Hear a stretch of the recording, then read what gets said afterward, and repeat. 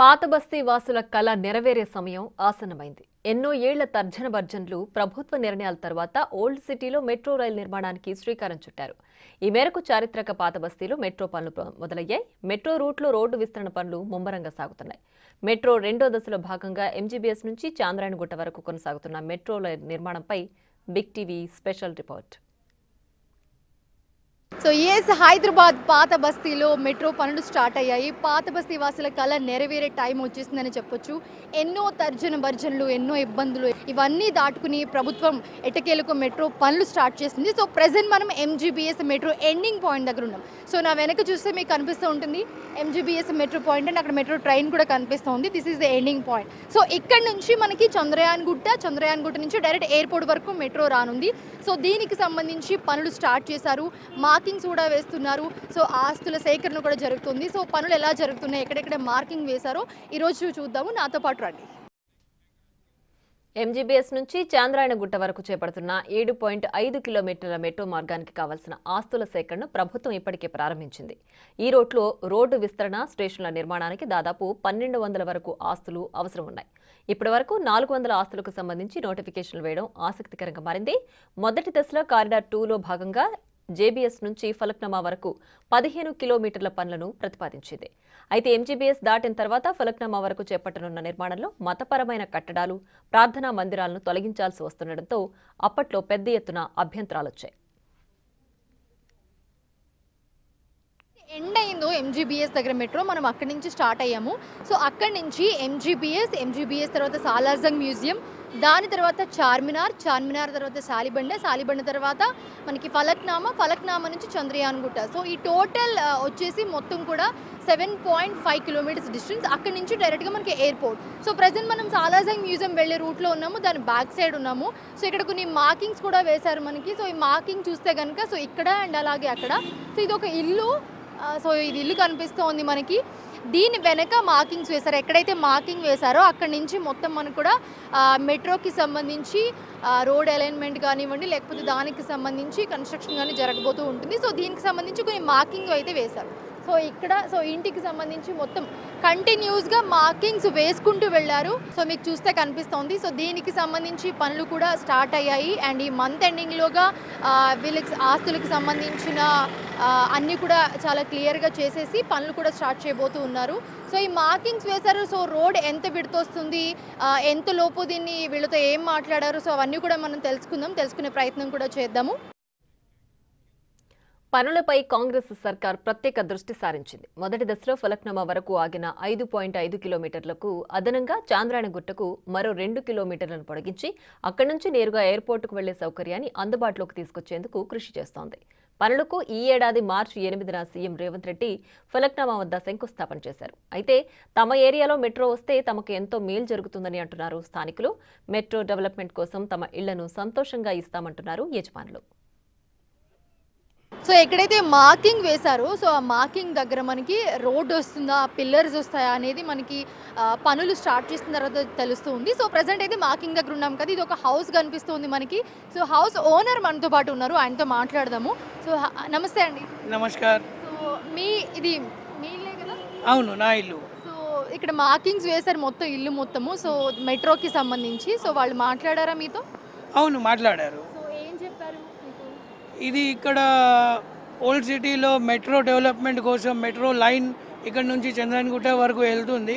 దాని డెవలప్మెంట్ కోసము మా ఇల్లు ఇక్కడ నుంచి మొత్తం బిల్డింగ్ పోతుంది.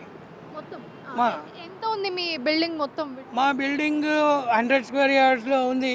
3 ఫ్లోర్ గ్రౌండ్ కమర్షియల్ ఉంది, పైన రెసిడెన్షియల్ ఉంది. మేము ఇక్కడ 120-130 ఇయర్స్ నుంచి ఉన్నాము. మా ఇల్లు ఇక్కడ ఈ రోడ్ పైన ఫస్ట్ ఇల్లు. ఇప్పుడు మీరు ఇక్కడ మా ముందు అజాఖానా జహరా ఉంది. ఆ అజాఖానా జహరా మాస్టర్ ప్లాన్లో దాంట్లో వెండి మాస్టర్ ప్లాన్ ఉంది పురాణి హవేలీలో. దాంట్లో మా ఇల్లు ల్యాండ్ మార్క్ ఉంది. ఇప్పుడు మీరు లోపల వెళ్తే అక్కడ నిజాం సర్కార్ ఫౌండేషన్ వేశారు, దానిలో కూడా మా ఇల్లు పాత ఇల్లు ఉంది.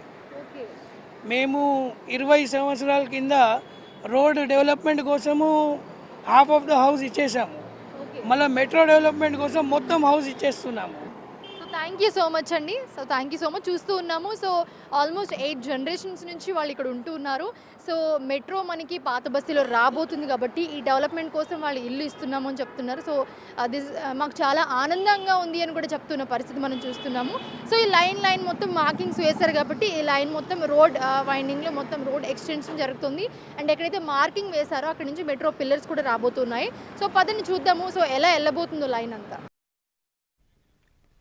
ఎంజీబీఎస్ నుంచి చాంద్రాయణగుట్ట వరకు చేపట్టనున్న 7.5 కిలోమీటర్ల దూరం పనులను పకడ్బందీగా పూర్తి చేయనున్నారు.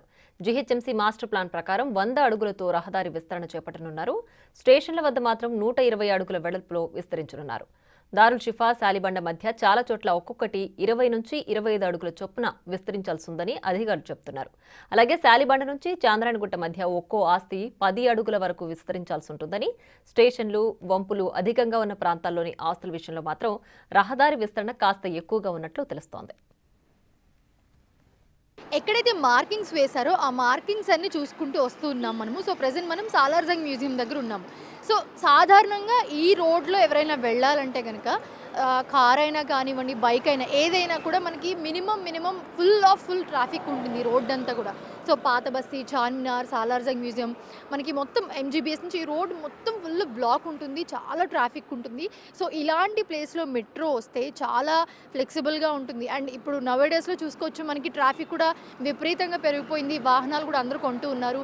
అండ్ మెట్రోలో అయితే కొంచెం మనకి ఈజీగా ఉంటుంది వెళ్ళడానికి. అండ్ పాత బస్తీ డెవలప్మెంట్కి చాలా యూజ్ అవుతుంది. అక్కడ మౌలిక సదుపాయాలు వస్తాయి. సో అండ్ అలాగే మనకి ఎవరైనా టూరిస్టులు వస్తే కనుక ఎయిర్పోర్ట్ నుంచి డైరెక్ట్గా మనకి చార్మినార్ నుంచి సాలార్జంగ్ మ్యూజియం, సో ఈ మెయిన్ పాయింట్స్ ఏవైతే ఉన్నాయో ఇవన్నీ కవర్ చేయొచ్చు. సో ఈ వీటన్నింటికి చాలా ప్లస్ అవుతుందని చెప్పాలి. సో మార్కింగ్స్ చూసుకుంటూ వస్తూ ఉన్నాం మనము. సో ఇంకొక పాయింట్ ఏంటంటే చాలా టఫ్ అనే చెప్పాలి. సో ఎందుకంటే చాలా మెలికలు ఉంటాయి రోడ్లో. నార్మల్గా వెళ్తేనే మనకి చాలా ఇబ్బందిగా ఉంటుంది, ఎందుకంటే చాలా ఫుల్ ఆఫ్ ట్రాఫిక్ ఉంటుంది రోడ్లో. సో అండ్ చాలా గల్లీలు ఉంటాయి. సో వీటిలోంచి మెట్రో ఎలా తీసుకెళ్తారు అనేది ఇప్పుడు ఒక క్వశ్చన్ మార్క్. అండ్ చాలా ఒకవేళ వాళ్ళు రూటింగ్ చాలా పగడ్బందీగా ప్లాన్ చేసి వేస్తూ ఉన్నారు అని మనకు తెలుస్తూ ఉంది. సో ఒకవేళ అలా వేస్తే కనుక అత్యంత అద్భుతంగా ఉంటుందని చెప్పొచ్చు. మనకి అన్నీ కవర్ చేసుకుంటూ ఏవైతే మెయిన్ పాయింట్స్ ఉన్నాయో, హైదరాబాద్ అనగానే టక్మని మనకి అందరికీ గుర్తొచ్చేవి Charminar, Salar Jung museum. So and ఒక పక్క మనకి మూసి ప్రక్షాళన కూడా జరగబోతుంది. అండ్ అలాగే ఇటుపక్క ఏరియా అంతా కూడా చాలా అద్భుతంగా డెవలప్ అవుతుంది మెట్రో వస్తే అని చెప్పుకోవచ్చు. సో దానికి సంబంధించి ప్రజెంట్ మనకి మార్కింగ్ అయితే చూసుకుంటూ వస్తున్నాము. సో వెళ్దాము మనము, ఎలా రాబోతుంది, ఎటు నుంచి వెళ్ళబోతుంది, అండ్ అలాగే అక్కడక్కడ ఉన్న ప్లేస్లు, అండ్ అలాగే ఎక్కడైతే మార్కింగ్స్ వేశారో అక్కడ ఇళ్ళు ఉన్నాయి, షాప్స్ ఉన్నాయి. సో అవన్నీ కూడా వాళ్ళతో ఆల్రెడీ మాట్లాడేశారు. దానికి సంబంధించి ఆస్తుల సేకరణ కూడా జరిగిపోయింది. సో ఫుల్ పగడ్బందీగా ప్లాన్ చేస్తూ ఉన్నారు. అండ్ వన్ మోర్ థింగ్ ఏంటంటే ఈ మంత్ ఎండింగ్లోగా వాళ్ళందరూ వెకేట్ చేసి హ్యాండ్ ఓవర్ చేసి వెళ్ళిపోయే సిచ్యువేషన్ మనం ఇందాక మాట్లాడడం కూడా వాళ్ళతో, వాళ్ళు కూడా అదే చెప్తూ ఉన్నారు. సో ఈ మంత్ ఎండింగ్ కల్లా ఒక 1 monthలో ఇవన్నీ క్లియర్ అయిపోయి దీనికి సంబంధించి పనులు కూడా స్టార్ట్ అయిపోతూ ఉన్నాయి. సో దానికి సంబంధించి చాలా ఫాస్ట్గా అయితే వేగవంతంగా ఈ ప్రభుత్వం కార్యాచరణ సిద్ధం చేసి పనులు చేసుకుంటూ కూడా వస్తుంది. ఈ రూట్లో సాలార్జంగ్ మ్యూజియం, చార్మినార్, శాలిబండ, ఫలక్నామా స్టేషన్లు కొత్తగా ఏర్పాటు కానున్నాయి. చారిత్రక ప్రదేశాలకు 500 మీటర్ల దూరంలో ఒక స్టేషన్ ఉంటుంది. చార్మినార్, సాలార్జంగ్ మ్యూజియంల చారిత్రక ప్రాధాన్యతను దృష్టిలో ఉంచుకుని 2 స్టేషన్లను ఏర్పాటు చేయనున్నారు.